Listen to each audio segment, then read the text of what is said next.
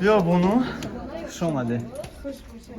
بیا دکوراتون برای تیر رحمت کلام برای حرمتتان خداوند مادر شفای کامل هم بوله از به همین لیسنسی هم تا برای فرودش کن میگوه بهتر نه از صفحه لیسنسی هم تاری ای مادر یا جواب بیرو مبرم ثواب خوندگی آیت قرآن را اول برای پرفتوی حضرت رسالت بنا صلی الله علیه و سلم گذشتگان خلافای راشدین هدیه کردم.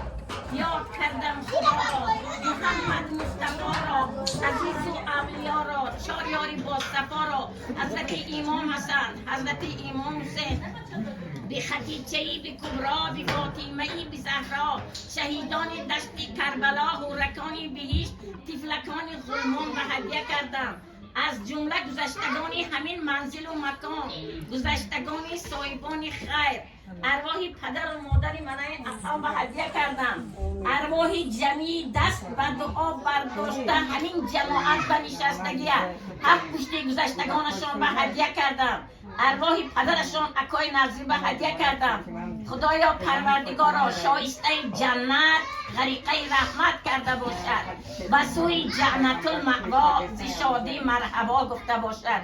خدایا یا الهی رحم کن بر ما همه، عفو کن جمله گناهان همه.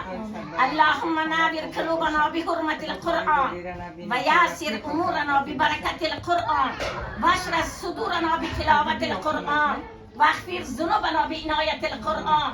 حول لنا ذکرات الموت بالعظمت القرآن ثقل من جلال والاکرام. خدایا پروردگارا دست به دعای می برداریم با حق یاران رسول، آن صاحبی راهی وصول. سازی دعایی ما قبول با نور ایمانم بری، سازی دعایی ما قبول با نور ایمانم بری. خدایا پروردگار را گذشتگان را رحمت کرده، خدایا پروردگار صاحبان خیر دولت زیاده کرده، خدایا پروردگار همه به درد و به غم کرده. برادر اکای تعریف که نظر خواهدن دعا کنن همچون مادر همچون ریزی رایتانه که کاری ما کشت آمین آمین شفای کامل باقتی براحت رفت آمین خورد نکنه هر مراد مقصد دکوراتون برای تیر رحمت کلام برای حرمتتان خداوند مادر شفای کامل عاجل نصیب گردونه. چه آرزوی هوس که داره خداوند مردم به آرزوتان رسانه، فیض برکتتون عیز زیاده گردونه. چی که در این خانواده کرده خداوند به خیر گردونه، خداوند رزق روزیتون مبارک